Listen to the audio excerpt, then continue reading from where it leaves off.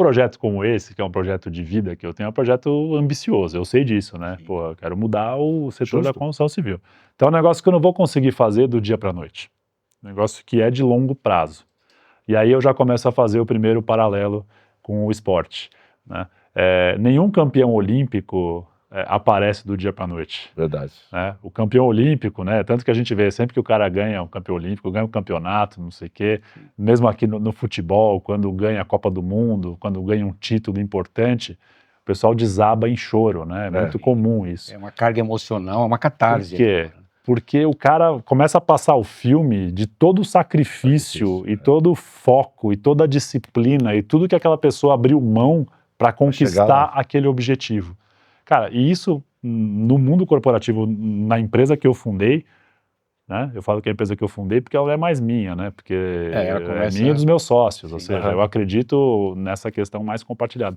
Mas na Inovatec é a mesma coisa. O nosso projeto é um projeto de 100 anos, entendeu? Eu até falo assim, a Inovatec está com 20 anos, que vem os próximos 100, não é que vem os próximos 20. Que legal. É um projeto de 100 anos, então é um projeto de longo prazo. Então isso envolve disciplina, envolve foco, envolve renúncia. E tudo isso é muito ligado ao esporte. Pô, né?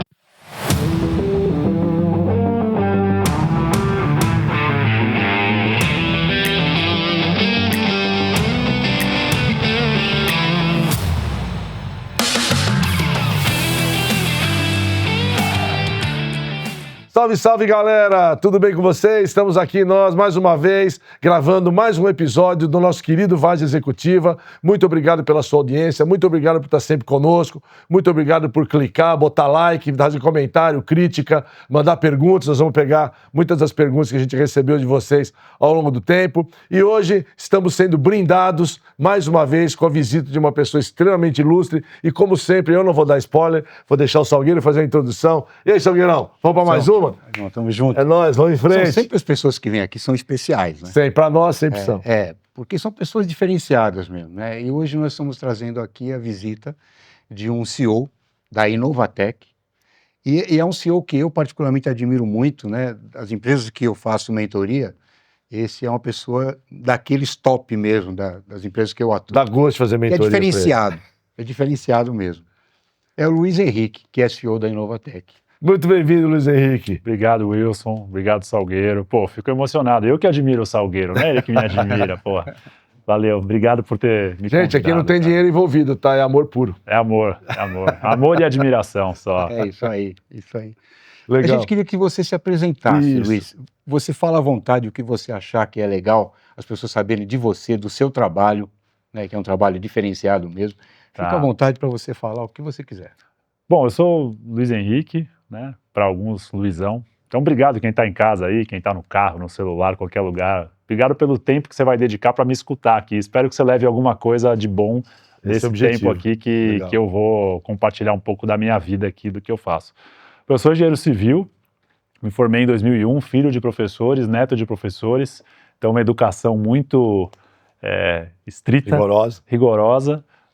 E eu sou um inconformado com a ineficiência na construção civil, né? Então trabalho desde sempre na construção civil, já são aí mais de 25 anos que eu estou trabalhando na construção civil, e inconformado com a ineficiência, com o desperdício, com o caçamba, com tudo, e inconformado também com o desdobramento humano dessa história toda, né? Então que as pessoas hoje...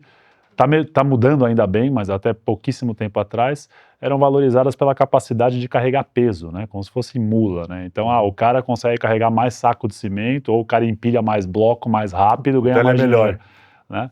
Eu sou inconformado com isso. Então, fundei uma empresa há 20 anos atrás, que é a Inovatec, né?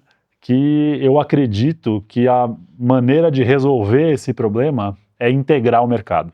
Integrar as pessoas, integrar as empresas, integrar essa cadeia da construção, que ela é gigantesca, né, movimenta 8% do PIB brasileiro, e fazer com que as pessoas conversem mais e trabalhem mais juntas. Então é isso que eu faço nos últimos 20 anos, acordo todo dia de manhã, vou dormir à noite, final de semana, pensando em como integrar o mercado para as construções ficarem mais eficientes, mais confortáveis e com menos impacto ambiental. Então, resumindo, é isso. E, consequentemente, imagino eu, até mais baratas para o consumidor final, né? Porque essa ineficiência que você menciona vira custo. Sem dúvida. Se vira Sem custo, dúvida. vira preço. Vira custo, então, vira preço, muito do que a gente passa, vocês veem que interessante que ele está falando, a gente vai comprar um imóvel, comprar uma casa, olha que interessante, eu nunca tinha pensado nesse aspecto, muito do que a gente paga é ineficiência do processo de construção.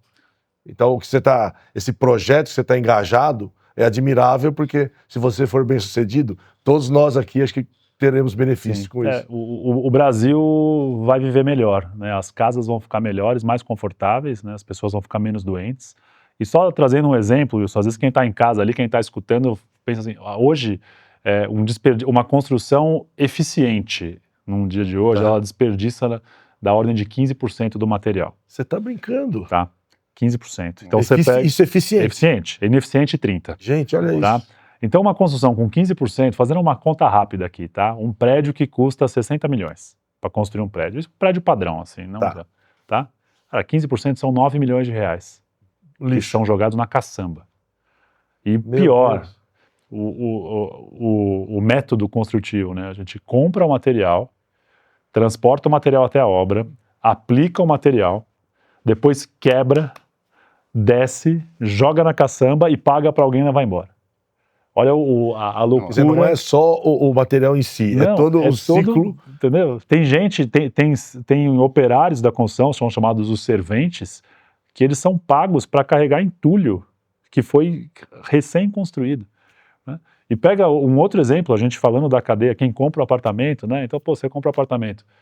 Vou personalizar. Então a gente vê aquele prédio que acabou de ser entregue com aquele monte de caçamba na frente e tudo sendo quebrado, demolido para poder personalizar. Então a pessoa sequer morou no apartamento já quer mudar. E já quebra o apartamento inteiro, joga tudo na caçamba. E essa parte não está nos 15% que você falou. Não, isso é adicional aos 15%. Isso é adicional, é a personalização. Então perceba que eu fico muito feliz porque é uma oportunidade, é um mar de oportunidade. Para onde você olha nesse setor de construção civil, de mercado imobiliário, tem oportunidade de ser mais eficiente e com isso melhorar a qualidade das moradias do Brasil. Então é isso que eu faço, basicamente. Gente, olha o que eu estou lendo aqui, não sei se vocês estão tendo a mesma leitura que eu. Eu até, se eu pudesse voltar no tempo, uns 30, 40 anos atrás, eu deveria, sabendo o que eu sei agora, teria negociado diferente. Um imóvel que a gente paga 100 mil, poderia pagar 85 mil nele. Se tivesse um pouco mais de eficiência. Não vou dar 0 de eficiência, vou dar 5%. 5, 8. Dos 100 mil, você poderia pagar 90. Então, olha o que nós estamos pagando de ineficiência dentro desse setor que ele está comentando. Obrigado por você estar aqui, porque eu nunca militei no setor de construção. Então, o que você está me falando assim é um aprendizado totalmente novo. Acredite para muitos que estão nos ouvindo. Obrigado por compartilhar com a gente. E conte comigo nessa jornada. Não sei como é que eu posso ajudar, mas se eu puder ajudar, comprar um apartamento mais barato, conta comigo que eu vou lá. Só abrir esse espaço para a gente conversar e para outras pessoas que não são do setor da construção civil se sensibilizarem, se mobilizarem com isso, já é uma super ajuda. Muito legal. Porque eu brinco que nesse movimento, né, de integrar a construção civil para gerar mais eficiência, eu não posso ficar pregando para convertido. Né? Eu não posso ir lá e falar com o cara que já está industrializando, que é o cara do meu setor.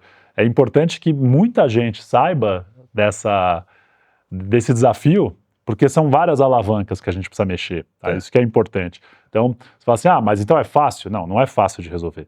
Tá? Vou dar um exemplo. Cada cidade do Brasil tem um código de obras. Então, o código de obras, ele determina qual que é o tamanho da janela. Lógico, tem cidades que o tamanho da janela se repete, mas tem cidades que não se repete. Diferente. Né? E se o tamanho da janela muda...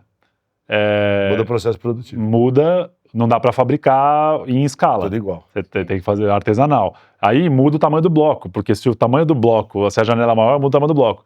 Aí tem a área mínima do dormitório. Então tem cidade que é 9 metros quadrados, 7 metros quadrados, não sei o quê. Então a área mínima do dormitório vai interferir no tamanho da cerâmica que você vai colocar no chão. Que louco. Então você tem aquele fiapo de cerâmica, né? Então você pega, corta o canto, joga fora e aquilo lá é cerâmica que pagou, transportou, subiu, cortou, devolveu, tal, vai para caçamba.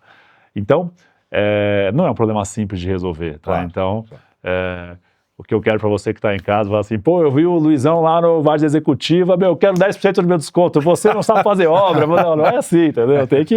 É verdade, atenção, mas eu vou fazer, mas não recomendo fazer não. O processo é muito complexo, né? Então passa por toda uma revisão de legislação, de processo construtivo, de funding, de engenharia, da cadeia produtiva conversar mais, né? Ou seja... Pensa o seguinte, né? O cara fabrica cerâmica, né?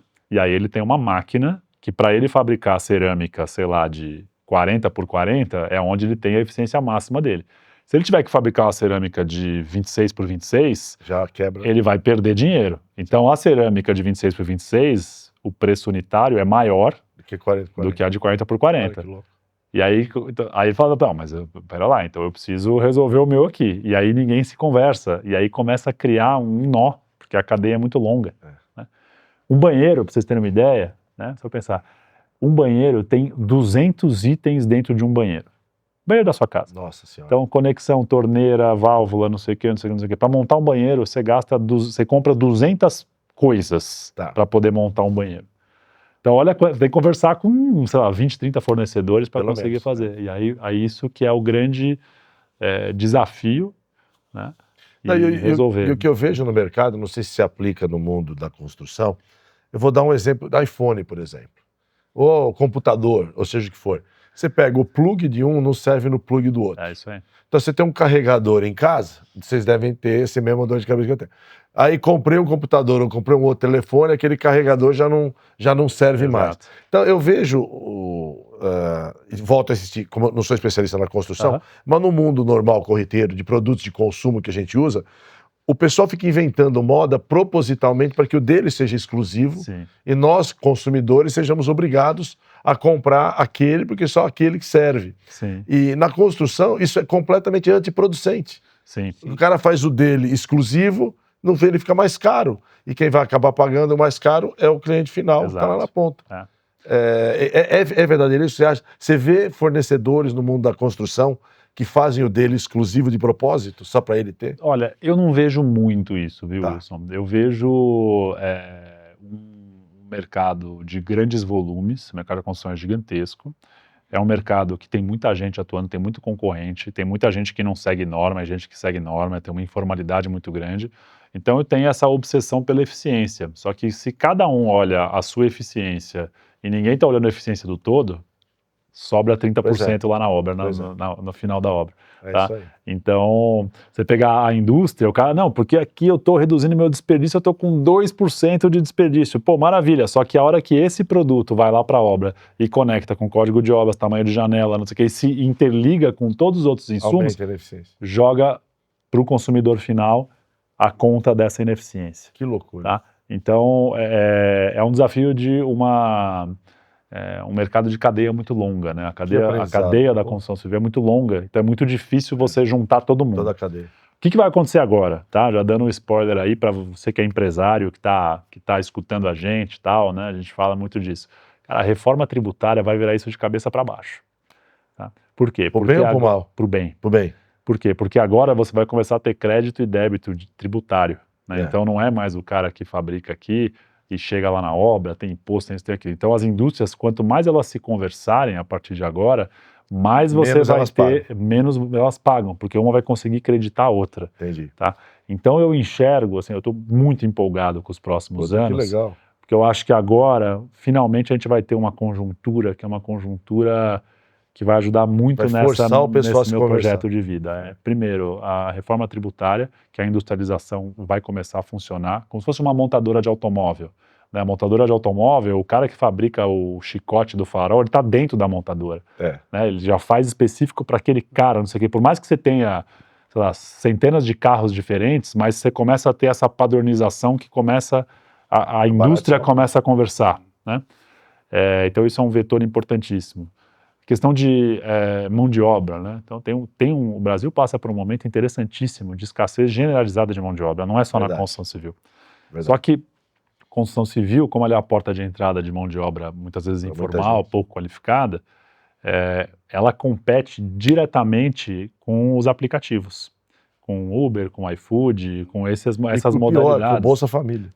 Bolsa Família nem se fala, né? Nem se fala. É Bolsa Família mais aplicativo, né? Porque o cara ganha claro. o Bolsa Família E e vai no ainda extra, vai no aplicativo isso. e na informalidade. Isso aí. Então o que acontece? Hoje, para você tirar um cara de casa para carregar peso, carregar saco de cimento, é muito mais caro. Por E quê? pro cara Porque não compensa. o cara não compensa. Então isso vai empurrar essa industrialização e essa integração da cadeia. Por quê?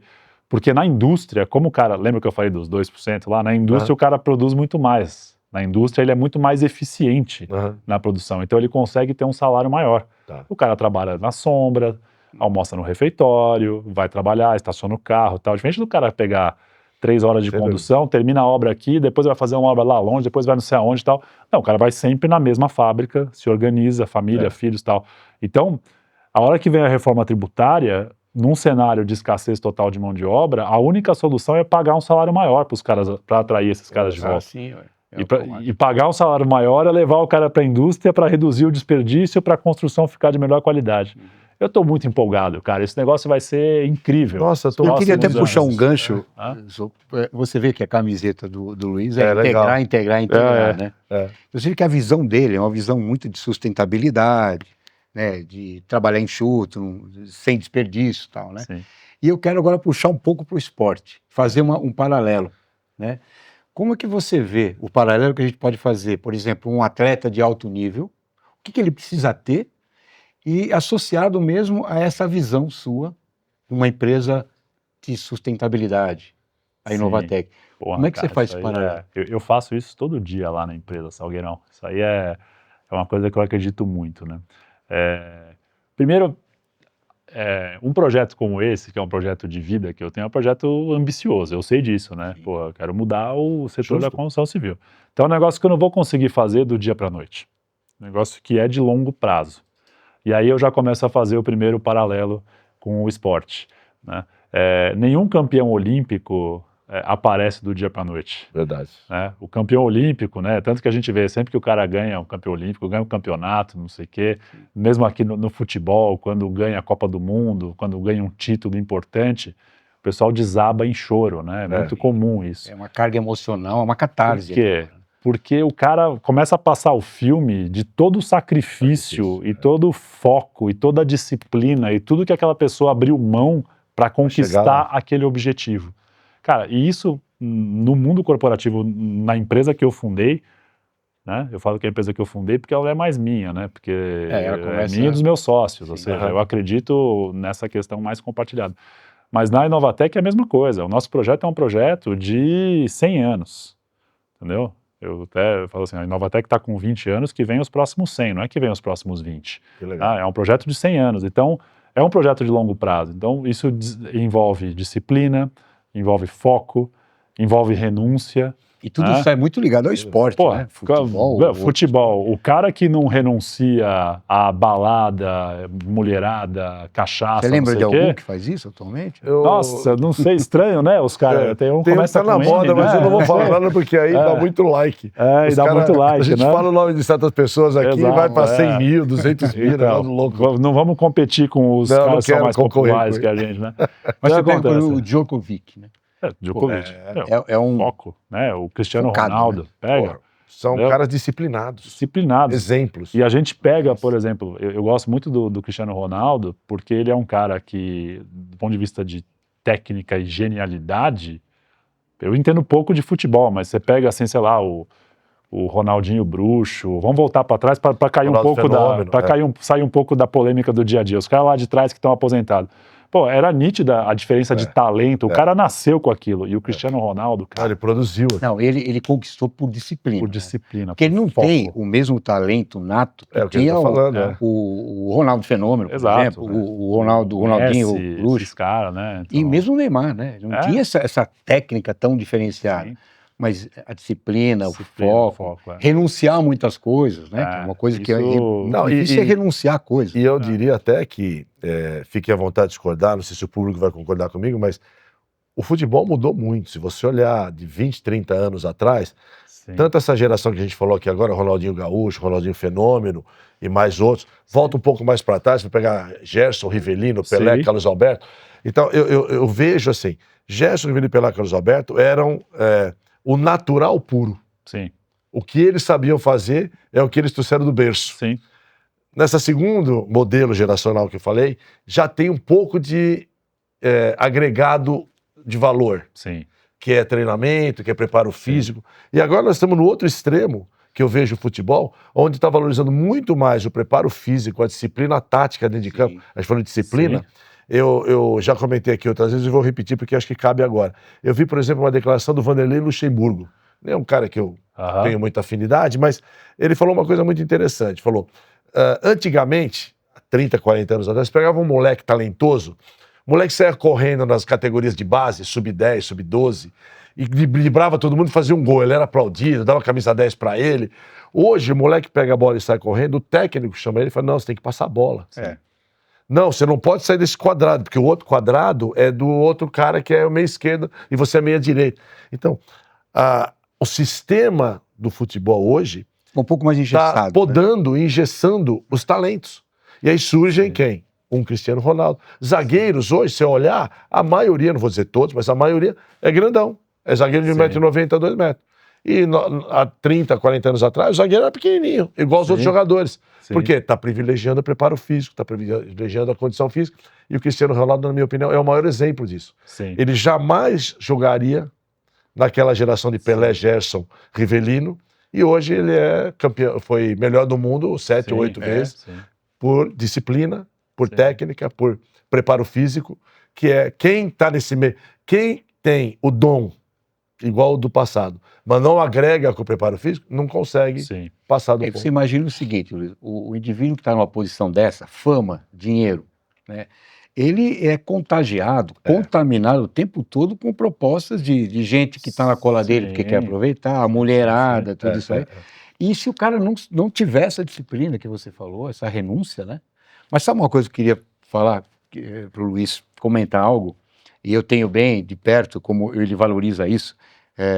A gente faz um trabalho muito de parceria, né? Sim. Eu como mentor da Inovatec, e ele valoriza muito o material humano, pessoas, né? Sim. E ele fala muito da Hora Bar. Sim. Hora Bar. Queria que você falasse à vontade sobre isso. Boa.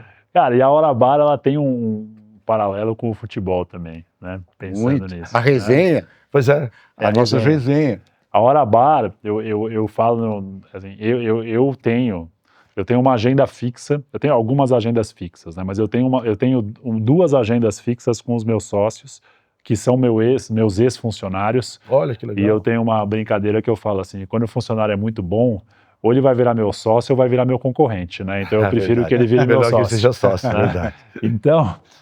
Brilhante essa frase. Vou adotar, se me permitir. Pode adotar. O conhecimento tem que ser compartilhado, cara. Conhecimento, Adorei. Então, os meus sócios, hoje são 6 sócios. Pô, né? que legal. Eu tenho com eles um almoço toda segunda-feira. É sagrado isso. Né? Sagrado. E um bar toda terça-feira à noite. A gente vai no mesmo bar. Tá? Por quê? Porque ali é como se fosse a concentração do futebol. Eu acho que até mais do que a resenha, Salgueiro. Porque a resenha é quando você está ali naquele pré-jogo. Já ganhou, ali. Não, a resenha vem depois. Vem depois, mas é uma coisa... Já ganhou, já perdeu. Já... Eu assemelho isso mais à concentração para a Copa do Mundo. Entendeu? Porra, meu, você está se preparando para o próximo. Faz uma convocação, os caras já jogam junto na Europa, todo mundo se conhece, os caras jogam... Ninguém vai ficar melhor treinando ali um mês antes da Copa do Mundo. Ninguém vai jogar melhor ou pior.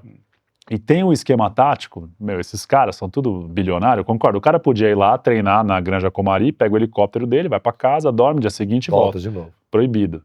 Proibido isso, proibido aquilo, por quê? Porque aí você cria esse entrosamento. E é exatamente o que eu faço na minha empresa. Que legal. Por quê? Porque a coesão, você gera esse conhecimento meio telepático, entendeu? Então, por exemplo, eu tô aqui conversando com vocês, meu celular tá desligado, mas eu tenho tanta hora a bar com os meus sócios que eu sei que se tiver uma crise lá, a gente, por telepatia, eles vão tomar a melhor decisão lá. E eu vou voltar e vou falar, cara, vocês tomaram a decisão certa. Como já aconteceu inúmeras vezes. Imagina, quando eu fiquei preso na Finlândia, né? Peguei e tava contando com vocês. Fui para passar 14 dias, passei 27. Né? E foi a primeira viagem, na época eu estava com 17 anos da empresa, a primeira viagem que eu falei assim, eu só vou ali dia 20 de dezembro, volto dia 4 de janeiro, não vou levar o computador.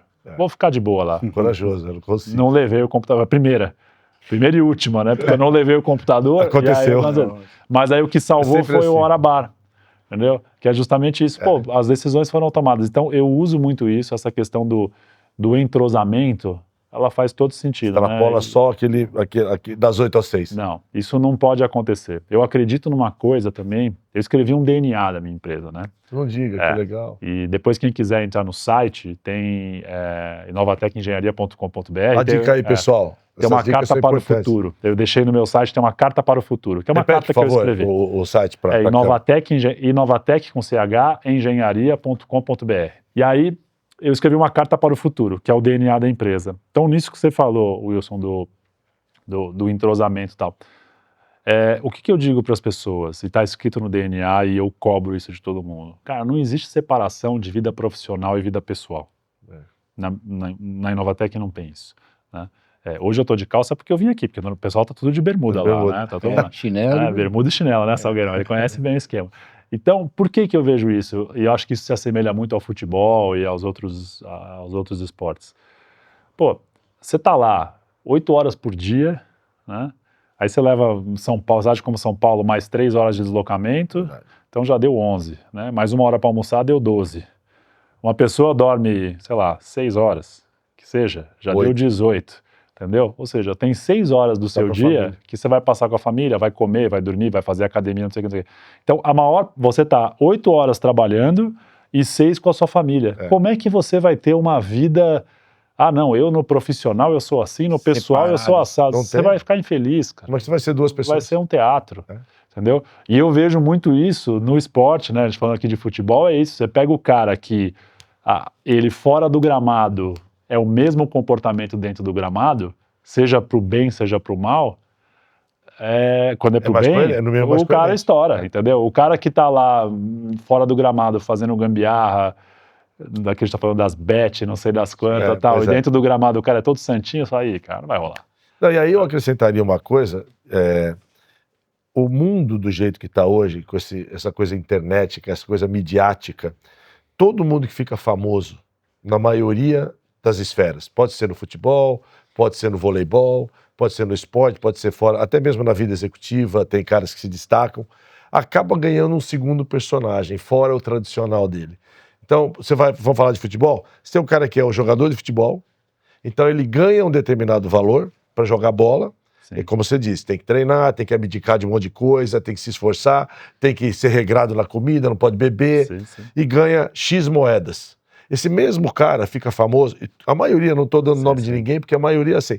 Aí ele tem um site, ele tem um canal no Instagram, ele tem alguma outra coisa, aquilo lá de repente dá mais dinheiro para ele do que o coisa. Só que aqui, ele não precisa abrir mão de nada, não precisa ser regrado da comida, muito pelo contrário. Se ele for pra balada, se ele for sair com uma menina, se ele for pra boate, ele aparece mais e ganha mais, dá mais likes, portanto mais dinheiro do que se ele ficar aqui. Exato. Então, o que acontece é, os jogadores, não são todos, mas aqueles que vêm de uma educação mais fraca, que não tiveram uma estrutura mais adequada, seja ela familiar ou educacional, na base, a tendência de se perder é enorme. Sim. A gente já viu inúmeros casos aí, não né? Jogador envolvido com tráfico de drogas, né? Vai preso. E agora com essa história de bet, aí eu vejo muita gente, eu não quero ser aqui o mais puritano do mundo, até porque fiz muita coisa errada na vida, então não tenho direito aqui de dar conselho para ninguém. Mas fazer propaganda de bet num país como o Brasil é um negócio complicado. Sim. É um povo que acredita em ganhar dinheiro sem trabalhar. Desculpa a minha franqueza, mas se a maioria do nosso povo puder não trabalhar e ganhar dinheiro, todo mundo prefere. Sim. Diferente de outros países que se sacrificaram para chegar onde está. Então, vender essa ilusão, né, de que você bota 5 moedinhas e ganha 50 moedinhas lá na frente, fazer isso, chega a ser um crime. Quantas famílias não estão... Tem vários indicadores de nível de endividamento da população, até mesmo nível de suicídio da população, que são oriundos dessa avalanche de bet. Eu diria, não sei, não acompanho todos, mas eu diria a grande maioria avassaladora dos times de futebol hoje são patrocinados por bets. De diferença e vários garotos propagandas, atrizes... Novos atores famosos, e velhos, né, que estão o tempo todo divulgando as bets. Sim, né? É uma loucura. E é uma questão aí... É proibido o cassino, né? Eu nunca vi isso. Não pode Proibido. cassino Mas pode a bet. e pode bet. E pode bet abertamente na televisão, Pra todo mundo. em todo pode bet. lugar. Aí eu vou puxar a sardinha pro meu lado. Vamos construir cassino. É bom pro real estate, que é o meu mercado de construção, entendeu? é. Bora construir cassino, então. Já que tá Até- legalizado Você mesmo. sabe que até o Flamengo acabou de fechar um contrato assim, esplendoroso, acho que é 280 milhões, É como a bet, com né? bet. É. E aí eu dou um retrospecto, assim. Para que esses caras possam investir esse dinheiro Esse valor. em propaganda e publicidade, você imagina o quanto eles não estão ganhando. Sim. Qual é a origem do dinheiro deles? Somos nós, A maior parte é Bolsa É a população. Família, cara. Tem uma parcela expressiva do Bolsa Família. do Bolsa Família, que está indo bilionário. direto para a bet. Direto pra bet. Então, o dinheiro que é o dinheiro dos impostos, que teoricamente é para um programa social, tá indo parar nas ilhas não sei aonde, que é a sede da bet, cara. Entendeu? Então, E o mais incrível é que o pessoal faz vista grossa, né? pois é, e Eu não muito consigo pelo E vende contrário, ilusões, né? Tá Então, vendendo ilusão, não consigo né? Eu vou entender, ganhar dinheiro cara. fácil. pior que vista grossa, regulamentaram de acordo para que elas possam agir do jeito que estão agindo. Exato. Então, não é vista grossa, está legalizado. Tá legalizado. Está na televisão, o que se faz hoje é legalizado. Jogo do bicho não é legalizado. Pois é. Eu venho de um bairro, todo mundo sabe, nasci e cresci na Barra Funda. Você vai na Barra Funda lá, a cada dois botecos tem um Tem posto de um jogo do barraquinho bicho. do jogo do bicho. E Entendeu? olha, isso é há quantos anos? É, Ah, desde que eu era Sempre moleque. funcionou. Eu tô com Sim, 67 anos, são mais de 50. Há quem diga que o jogo do bicho ainda é a instituição de maior credibilidade do Sim, Brasil. sim. Sim, até Você porque... sabe que se você botar R$50 lá e ganhar 60, Exatamente. você vai receber os Você vai 60. receber. Sim, Porque senão alguém vai dar um jeito. o jogador sai com um papelzinho, um papel É, comum. papel, Exato. agora mudou, e ele né? Que volta agora tem lá SAP. e recebe. É. Então É você vê incrível, que né? tem uma ética ali de honestidade. Né? Não, e vocês vejam como é interessante, gente. Eu comecei minha vida como tapeceiro de automóvel lá na Barra Funda. Meu pai, sou de uma família tapeceira, meu pai era tapeceiro. E na oficina, na época, tinha 4, 5 colegas, 4, 5 funcionários que meu pai tinha. E meu pai pagava semanalmente em dinheiro. Era assim que se fazia na época. 100 moedas para você, sei lá o que era, cruzeiro, cruzado, réis. Dava 50 para um, 50 para outro. Eu vi, por uma boa parte da minha infância, e senhores, pai de família, sair de lá com 10 moedas, ele ia, pegava 5 e jogava no jogo do bicho. Nossa.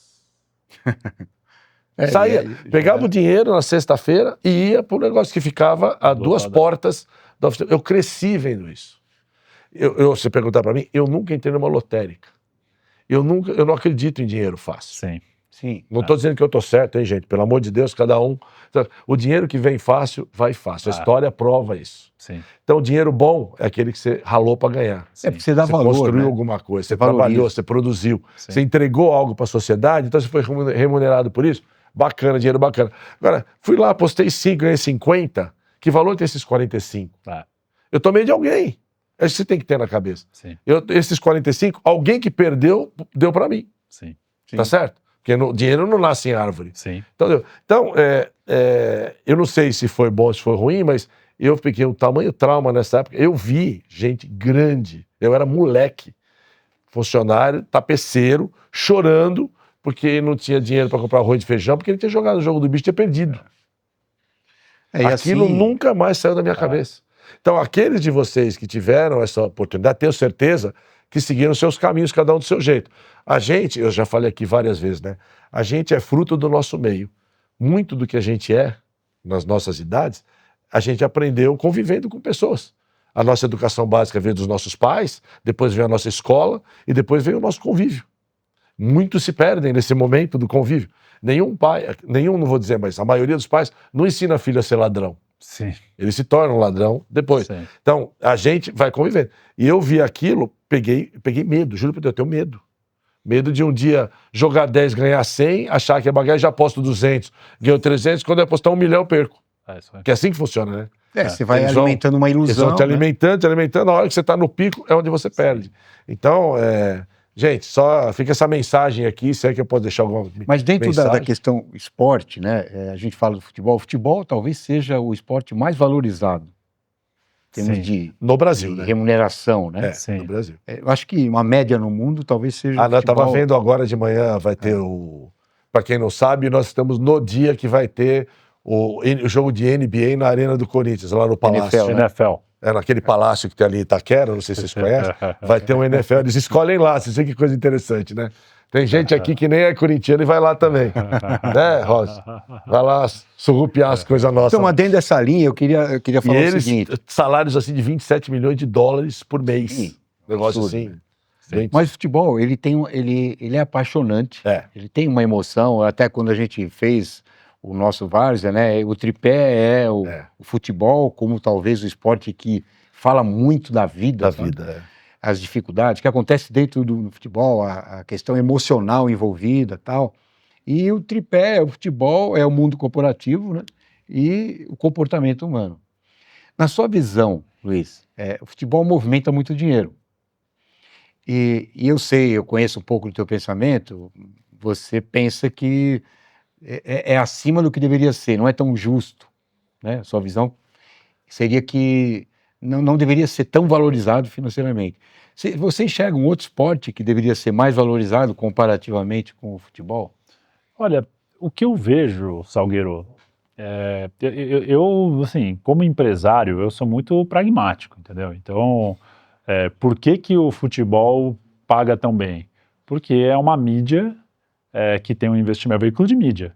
Então, ele tem a camisa dos jogadores, tem o estádio, não sei o quê, tem as arenas lá que calhou de, no Brasil principalmente, ser um esporte, é um veículo de mídia muito grande, né? E aí, o que eu acho é que tem um ciclo, para alguns virtuoso, para mim vicioso, tá? Que é o seguinte, o futebol acabou virando, como a gente é um país pobre, ele é um dos principais veículos de ascensão social Verdade. na maior parte da nossa população. Então e as histórias se repetem, né? O moleque que saiu do nada, era craque, que nem o Wilson estava falando, e o cara, pumba, ficou bilionário. Quantos a gente vê? Então, tem meio que uma retroalimentação, ou seja, por ter virado um veículo de ascensão social, onde quem não tem oportunidade nenhuma, e é um país pobre, né? Ou seja, não conseguiu estudar, não comia direito, passava o dia inteiro jogando futebol, porque jogar futebol é barato, né? Uhum. Por exemplo, vai jogar tênis, porra, só uma raquete custa R$1.000, aí você tem Mas que uma alugar a quadra, quadra, não sei o que, não sei o que. Pô, futebol, cara, se a gente Na quiser rua, bater uma bolinha aqui, ó, Agora, nós quatro aqui, a gente isso aí. joga. Então é um esporte muito barato para jogar, porque qualquer coisa pode virar uma bola, uma latinha de refrigerante, uma meia, todo mundo aqui já jogou pedra? futebol com meia, com pedra, com qualquer coisa, né? Qualquer 3x3 vira um campo de futebol, então é um esporte extremamente acessível, É isso aí. que ao longo dos anos se virou um instrumento de ascensão social.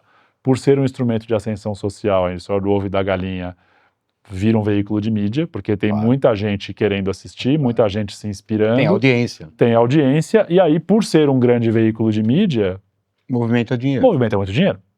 Então não é uma questão assim de que eu sou contra ou sou a favor do futebol. Eu entendo, e aí eu, Luiz, tomei uma decisão que eu falei, cara, ainda mais com esse negócio da bet hoje em dia, você já não sabe mais qual resultado vale e qual resultado não vale. Eu falo assim, olha, eu vou dedicar o meu tempo e a minha ínfima audiência dentro de milhões para outros esportes. Mas é uma decisão que eu tomei. Por quê? Sim. Porque eu gostaria eu não tenho predileção por nenhum esporte. Assim, eu gosto de jogar tênis, eu gosto de crossfit. Qual é o teu preferido? Hoje eu pratico crossfit. CrossFit. Tá? Mas não é porque eu tenho predileção por crossfit, é por uma questão de eficiência e foco. Lembra que a gente falou? Tá? Até nisso, cara. É engenheiro, é tudo. Porque focado. o crossfit, só fazendo um parênteses rápido, cara, em 1 hora do dia eu resolvo o meu cardio, resolvo o alongamento e resolvo a musculação, entendeu?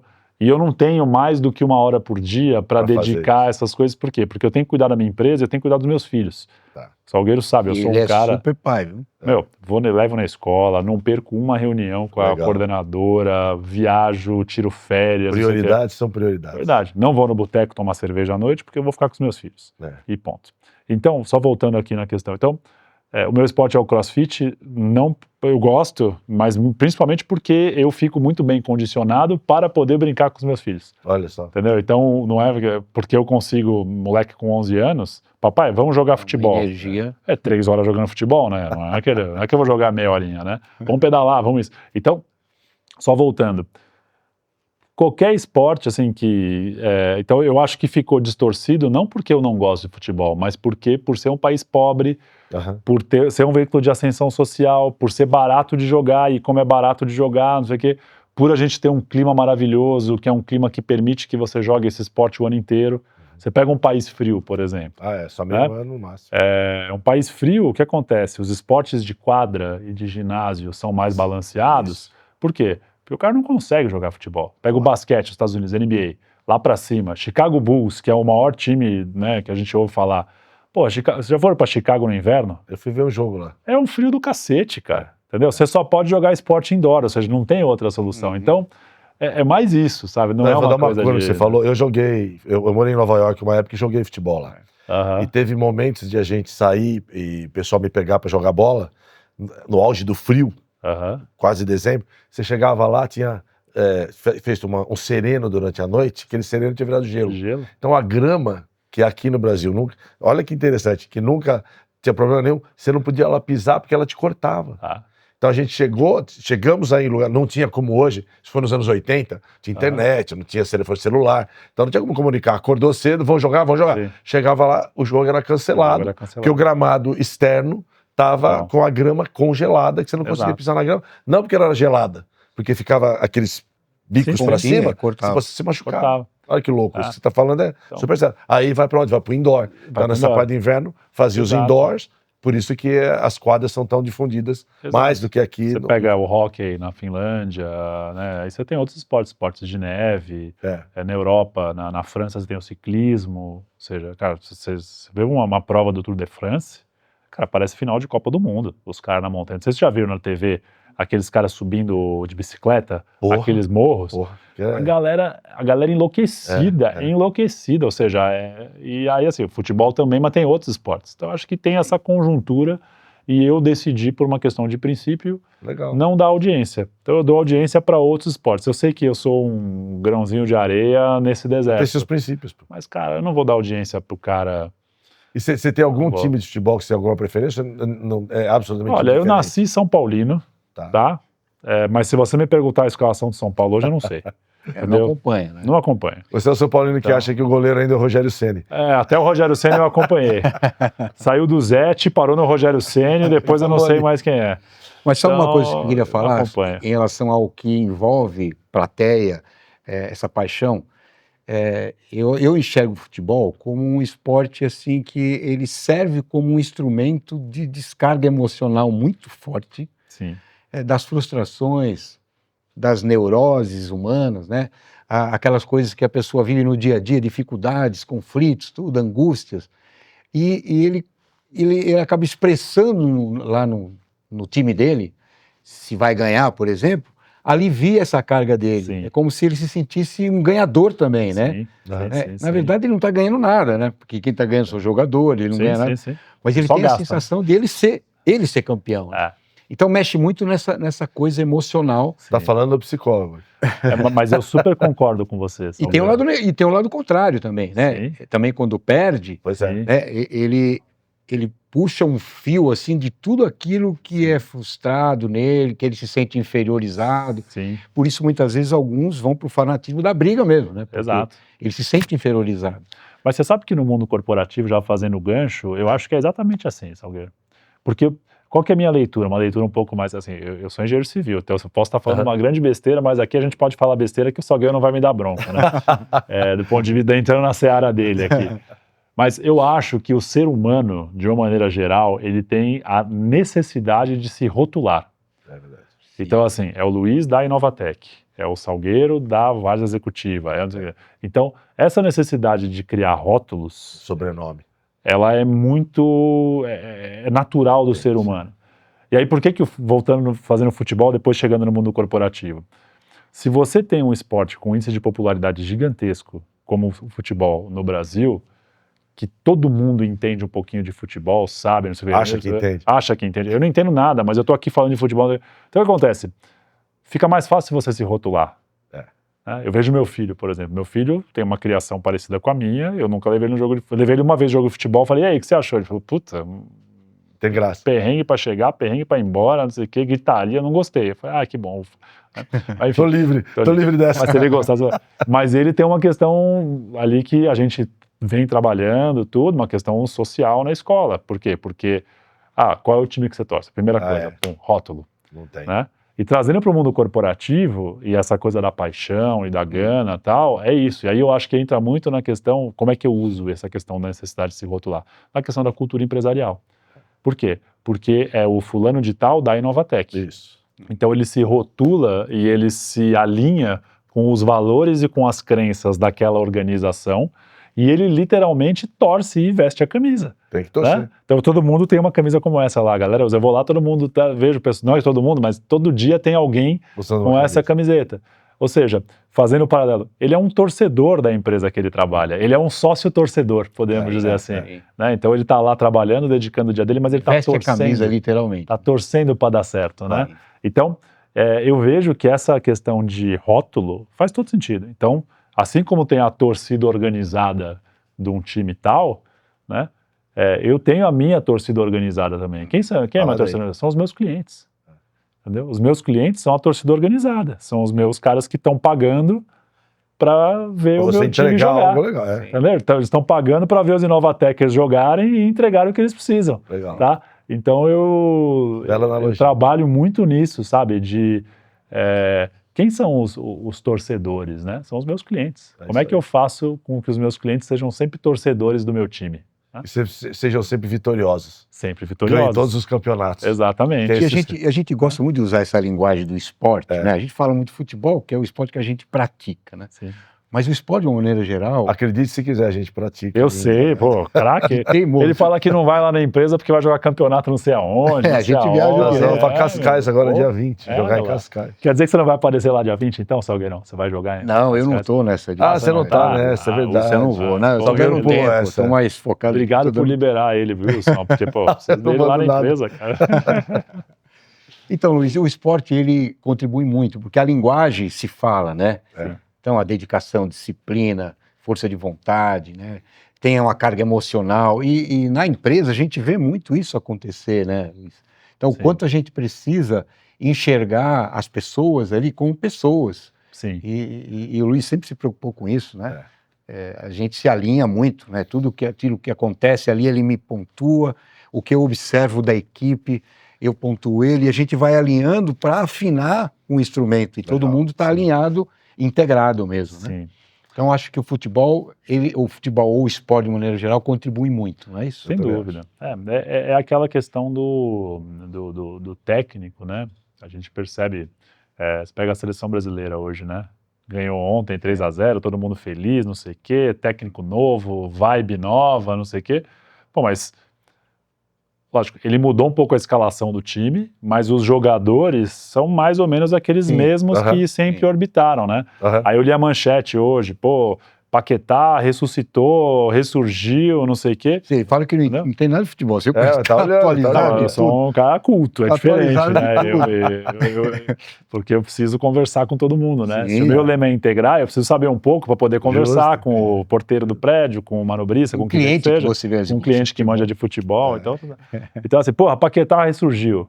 Cara, qual que é o papel do Ancelotti, né, que é o técnico, para esse cara ressurgir? Então, acho que é muito isso, entendeu, Salgueiro? Eu acho que o cara que é diretor de uma área, o cara que é o C-Level, que ele está dedicando aí 80%, 90% do tempo dele para gerir pessoas, ele é o técnico, entendeu? Ele está ali olhando e falando, opa, vem para cá, vai para lá, deixa eu fazer uma posição, deixa eu pegar esse cara aqui, jogar ele para lá, ver o que acontece. E trabalhando a motivação, seja no coletivo, seja no pessoal, que eu acho que é uma dobradinha que a gente faz muito, entendeu? O que acontece? Eu, como sou o CEO da empresa, eu estou olhando o coletivo, eu estou olhando o grupo. Mas a hora que eu bato o olho ali e vejo que tem alguma pessoa que individualmente pode não estar legal e que isso inevitavelmente vai prejudicar o grupo... Ou que está se destacando dos dois lados. A gente conversa e ajusta, entendeu? Então... É muito essa questão, assim, eu vejo, e até do ponto de vista de tamanho de equipe, viu, Salgueiro? Eu acho que é meio que isso, assim, mas você sabe 10 pessoas, 12, é o quanto você consegue enxergar no horizonte. Começou a ficar longe, bota alguém para te ajudar. Perfeito. Você sabe que de todas as analogias que existem entre o mundo corporativo, o futebol e a vida, que é o nosso tripé aqui, eu acho que o que você falou agora é uma das principais, que é você saber colocar o cara certo no lugar certo. Sim. Sim. É isso aí. Eu vou falar do mundo corporativo. Você pegar um cara que é formado em contabilidade e botar ele para dirigir o teu departamento de marketing, a probabilidade de o marketing dar errado é enorme. Enorme. A mesma Essa coisa você pegar um cara que é zagueiro, caneludo, e botar ele para jogar de meia, Sim. para armar o teu time. Então, esse desafio, que eu acho que nós, como gestores, nós todos temos um viés de gestor, temos que enfrentar todo dia. Sim. É se assegurar que nós estamos botando o cara certo no lugar certo. Sim. O cara pode ter se formado em contabilidade, eu falei por uma questão Aham. de oportunidade, mas não é um bom contador, o negócio Sim. dele é ser comercial. Sim. E às vezes a gente é quem enxerga. Eu tive um chefe trabalhando na Medial, ele me contou uma coisa que eu nunca esqueci.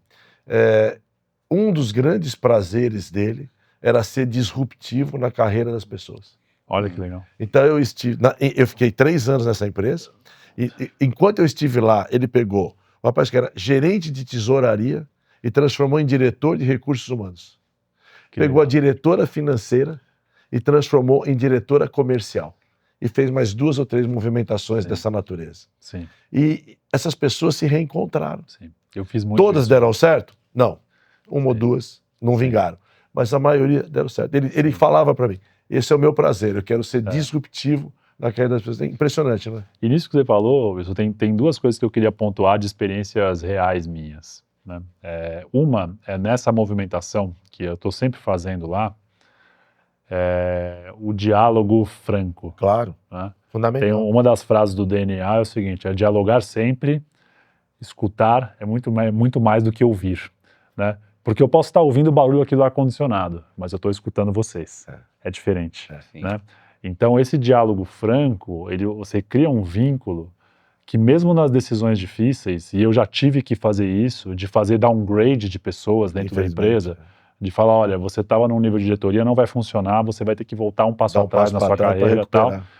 Então, eu acho que isso de movimentar as pessoas, não só movimentar lateralmente, mas às vezes movimentar para baixo, porque para cima é o caminho natural, mas movimentar para baixo é duro. E o para baixo no Brasil é complicado, porque a lei nem te deixa. Nem deixa. Então tem que tomar um certo cuidado quando você faz essa movimentação. É muito difícil fazer, então é complexo fazer isso pela legislação. Envolve muito a questão psicológica da pessoa, ela fica se sentindo fracassada, né? E a gente sempre vai com essa linguagem, né? Às vezes o recuar é avançar num segundo momento com muito mais... Eu já usei essa expressão falando assim, nós vamos dar 2 passos para trás para tomar impulso para dar 4 passos. Esse é o ponto. E tem uma outra coisa que eu aprendi também, né? Agora eu tô com 20 anos já como empresário, que é uma coisa que eu subestimava no começo, mas agora essa questão de colocar as pessoas certas nos lugares certos, eu colocaria um terceiro ângulo aí, que é no momento certo. Porque tem um momento de vida da pessoa. Nós somos dinâmicos. Então, assim, eu tenho uma alegria muito grande dos Inovatecers ficarem muito tempo lá, né? Bom, e os Inovatecers, às vezes, eles entram como estagiários. Assim, Mérito seu. O William, que é o Inovatecer mais antigo depois de mim, está 14 anos na Inovatec. Ele entrou, era um estagiário, está 14 anos lá, já está casado, tal, não sei o quê. E é muito importante a gente, naquilo que eu falei anteriormente, da vida pessoal e da vida profissional estarem muito conectadas. Lógico, respeitando a privacidade e a individualidade das pessoas. Mas você saber o que está acontecendo na vida pessoal pode levar a acertar mais na decisão corporativa. Sem dúvida. Então, por exemplo, a pessoa está passando por um momento difícil no casamento. Não é hora boa de mexer com ele. Não é uma boa hora. Ou eu tive muitos casos, né, como a minha equipe é uma equipe jovem, eu tive muitos casos de pessoas que se casaram, né? Pô, nós 3 já casamos. Pô, é um terremoto na nossa vida, né? Porra, a segunda deve ser mais fácil, não sei, eu só casei uma e só quero casar uma, tá? A minha esposa vai ser a minha última esposa, né? Amém, Primeira amém. e última, eu vou morrer junto com ela. Mas o que eu vejo, assim, é um turbilhão quando a gente casa, né? Porque você precisa... a gente não foi feito assim como você tem o primeiro filho. Outro filho, quando divorcia, imagino que seja também e tal. Então, a gente como gestor, a gente tem que estar atento, porque o que acontece, né? Às vezes, já aconteceu isso comigo algumas vezes, você já está sacando que a vida pessoal daquela pessoa vai ter uma reviravolta e às vezes ela ainda não percebeu. Por uma questão de maturidade mesmo. Então, a gente já viu tanta coisa na vida. O foco não se olhou para dentro. A pessoa não está cuidando dela e você está percebendo que ela vai passar por um momento difícil. E como gestor, se você coloca ela numa situação de um desafio corporativo... Em cima desse... isso pode dar um Você estraga a estresse pessoa, e pode ferrar Estrago tudo. profissional. Então, eu já tive muitas vezes que recuar e falar assim, cara, essa pessoa nessa posição ia brilhar, mas Não por agora. conta Não é o da vida momento. conjugal dela, eu não vou fazer. Sim. Entendeu? Você vê a importância quando de eu um fiz, eu errei. gestor, né? Você a importância de um gestor enxergar Pois é. esse cenário de fora, né? Do alto, assim, e falar, não, calma. Então isso é muito importante. Isso, dentre outras definições, é uma das qualificações que diferencia o líder do chefe. Exato. Sim. É isso aí. Entendeu? É essa capacidade de enxergar. Pô, a gente acerta sempre? Não. A Não. gente erra. E acerta. Quanto mais a gente erra, melhor a gente fica para errar menos no futuro. Eu sempre falo isso. Sim, Não é tem- isso aí. Então não adianta, eu já falei aqui em outras ocasiões, você vai entrevistar candidatos e o candidato vem, ele só fez coisas lindas, maravilhosas, tudo que ele pôs a mão na vida deu lucro, ele trouxe retorno de 500%, fala, mas o que deu errado na tua vida? Não, porque... Então tá, obrigado, até logo, obrigado, porque tchau. não existe um ser Não humano existe, que não tenha dado existe. errado. E se existir ser humano, falta um pedaço na educação dele, na formação dele. Exato, sim. Porque pô, o erro, a falha, o problema, a gente tem que saber lidar com ele. Sim. Se você nunca teve que lidar, tá faltando um pedaço aí. Ou a importante. pessoa está escondendo, né? Que é normal, infelizmente. Os mais inexperientes em entrevista, ele vai lá na intenção de falar. E falar o que ele compete gosta a gente, de ouvir, como né? entrevistador, tentar capturar essas Provocar coisas e isso, entender. E tem uma coisa que eu, dentro dessa linha de escolher e fazer esses movimentos, que eu li um livro de um cara chamado Peter Senge, né? Chama Quinta Disciplina. Achei muito legal o livro. Disciplina. É. O Sérgio... como é que é o nome Peter dele? Senge. Peter Senge. A organização que aprende, né? E ele usa um termo muito, ele repete muito esse termo, é um estudioso lá. Não sei se é MIT, Harvard, é uma dessas grandes escolas. Que ele fala que é criar visão compartilhada. Né? E aí eu quero fazer esse paralelo com o futebol também, né? Então o que eu faço? Muitas vezes eu tenho uma ideia que eu já sei onde vai dar certo. Mas eu junto o time, estabeleço um canal de diálogo e mediação, de modo que a decisão é uma decisão que sai de um grupo, não é uma decisão top-down minha. Então Claro. o grupo decide. Muito legal isso. Entendeu? Muito legal isso. E eu simplesmente Você pode até direcionar. Isso. Mas porque o grupo tem esse senso de pertencimento, de que a decisão foi colegiada, de modo que se alguma coisa der errado, todos são responsáveis. Vai Se todo tudo mundo der junto. certo, todos são responsáveis. E no futebol é a mesma coisa. Perfeito. Então assim, pô, por que tem o capitão do time? Né? Você tem o técnico, mas você tem o capitão. E todo mundo respeita o capitão. E o capitão, eu se fosse técnico de futebol, eu ia ter esse cara do meu lado para falar assim, cara, a visão compartilhada é responsabilidade sua. Ou seja, a gente está aqui, estamos alinhados, mas se tiver uma decisão de qualquer coisa em relação à tática do time, em relação a não sei o quê, todo mundo decidiu junto. É isso aí. Né? Porque eu vejo muito isso, assim, os times mais unidos, tal, mesmo você vê assim, pô, o cara vai lá, faz uma falta, já junta todo mundo, não sei o quê, tal. Você vê muito isso, sabe, quando, hora do gol, por exemplo. Você vê a reação dos colegas quando alguém faz um gol, você vê se o time está unido ou não está unido. Exato. Entendeu? E aqui, eu vou repetir uma frase que nós já falamos aqui várias vezes, e eu não canso de repetir, porque eu acredito muito nessa frase, e está alinhada com o que você falou, que assim, toda vez que o individual passa na frente do coletivo, você tem um problema. Exato. O coletivo tem que estar sempre na frente do individual, Sim. mesmo que você tenha uma liderança, mesmo que você, como você bem disse, o líder verdadeiro, ele não manda os caras fazer, ele convence. Aí vai todo mundo na mesma direção, e o cara nem percebeu que ele seguiu um caminho. Ele comprou a ideia e fez da ideia dele também. Isso é um líder verdadeiro. Isso é um grupo unido. Agora, aquele lá que fala, eu mandei, eu fiz, eu...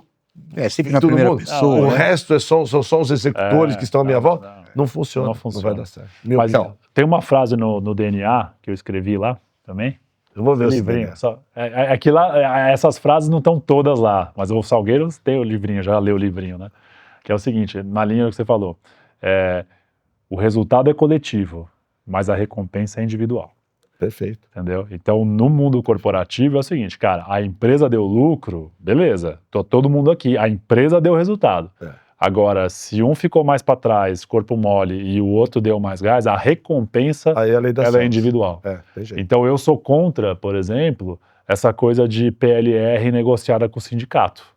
Por exemplo, porra, você tá... Tem quem não merece.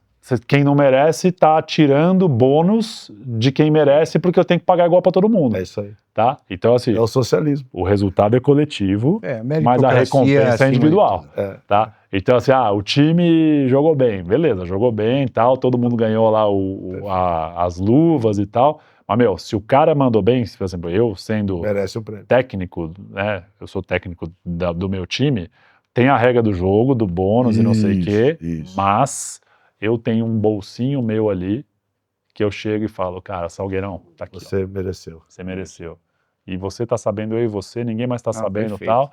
Se vocês dois ganharam o mesmo bônus no final do ano, mas se o Salgueiro mandou bem, eu vou lá Você e reconhece. Legal. Por quê? Porque aí todo mundo sabe que isso Todo mundo rola, vai querer todo mundo também sabe fazer. que o Luiz tem um bolso mágico ali que ele no final do ano converte, mas a regra do jogo tá clara para todo mundo. Brilhante. Então você cria a recompensa individual, mas alinha o resultado do esforço coletivo. Tenho certeza Então, que é acho por Pessoal, esse e outros motivos que o pessoal fica lá 14, 15, 16 anos. pessoal, a gente deve está nos ser. finalmente Pois já. é, hein? esse momento é muito sempre rápido, chato. Muito rápido. Esse momento é sempre Ó, chato. Que episódio, uma verdadeira aula, né? De Muito empreendedorismo, obrigado. Foi um de aprendizado gestão. para nós. É fantástico. Falar com pessoas inteligentes e pessoas que têm essa visão muito holística, Que né? tem essa Sua visão é uma experiência. visão holística mesmo, né? Você vê o todo. Então é uma gratidão enorme a gente Muito. ter um episódio com tanto Muito nível obrigado, Luiz. elevado, né?